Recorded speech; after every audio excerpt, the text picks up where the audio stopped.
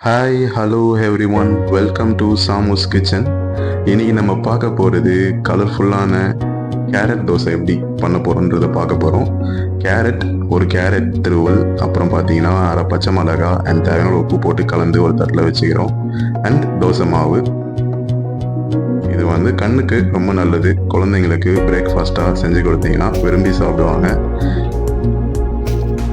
தோசை ஊற்றியாச்சு அண்ட் ஒரு டீஸ்பூன் எண்ணெய் நல்லா வேகிறதுக்கு. அதுக்கு மேலே கலர்ஃபுல்லான தேங்காய்ன்னு சொல்கிறோம் பாருங்க, கேரட் திருவலை ஆட் பண்ணோம்.